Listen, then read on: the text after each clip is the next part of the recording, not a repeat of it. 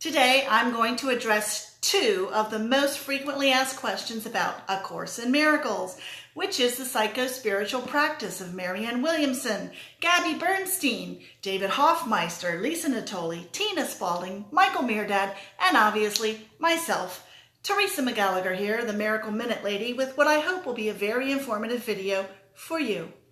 My mission is to make ACIM more fun and interesting and more clear, since a lot of people find it very difficult and very dense.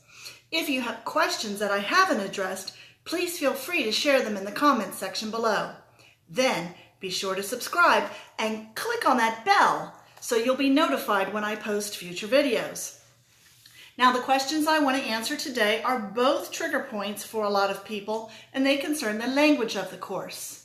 Number one, why is there so much religious terminology in the Course? Now, a lot of people have issues with the word God, Jesus, Holy Spirit, etc. And that's because of the way that they were raised and the programming that they got from the church that they grew up in. The fact is, A Course in Miracles is geared towards Western society, which is largely Christian. So even if you grew up something else in our culture, you cannot get away from the fact that we celebrate the Christmas and Easter holidays, or that we have the words "In God We Trust" in the Pledge of Allegiance and on our money, and all the other results of coming from a country founded by the Pilgrims. So the Christian language is something that we all have in common, even if we didn't grow up as Christians. Now, I heard this once, and unfortunately, I cannot cite the source, but it makes a lot of sense to me. What I heard is that the reason Jesus returned to give the message of A Course in Miracles to this part of the world using Christian language is because most Christian churches have so distorted his original message that is where the correction needs to happen. So the Course says that there are many thousands of paths, and it is not the only one. And my interpretation of that is that this path is specifically geared towards those of us who've kind of gone off course as a result of influences by mainstream Christian teachings. In any case, to focus on the words God and Jesus and Holy Spirit is kind of to miss the point.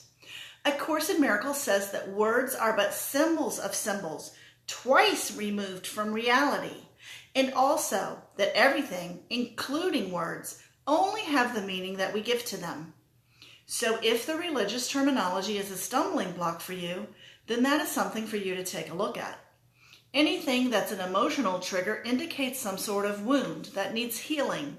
And obviously, since the words are symbols, you are always free to substitute other words that mean the same thing. Instead of God, you could say love, or the Creator, or Source, or the universe, or whatever resonates with you. Number two, why does A Course in Miracles use only masculine terminology? This is another trigger point for a lot of people, and if it bothers you, it's something to become aware of as well. So, there's no gender in spirit, and when A Course in Miracles talks about God or the Holy Spirit and uses the word He, again, it's a matter of the limitation of the language. God and the Holy Spirit are not people, they don't have human bodies, and therefore they don't have gender.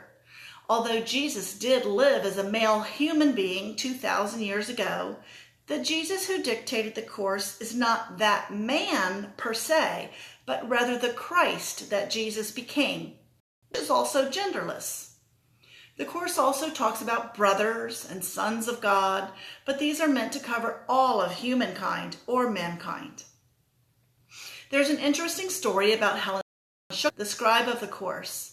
Supposedly, she asked the inner voice that she heard while channeling why the language was masculine, and the answer that she received was that since the purpose of ACIM was the reinterpretation of Christianity so as to correct an error, that it was important that the same language be used.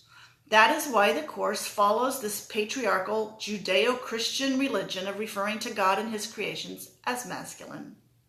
So just as in the case of the word God, if the word He is a trigger for you, feel free to replace it with she, or it, or whatever works. And keep in mind that it is the content, not the message. It is the content of the message and not the form that matters the most. I'd love to hear what you think and how you found A Course in Miracles. So please leave a comment and like this video below. Also, stay tuned as I post new content every week and a new Miracle Minute video every weekend.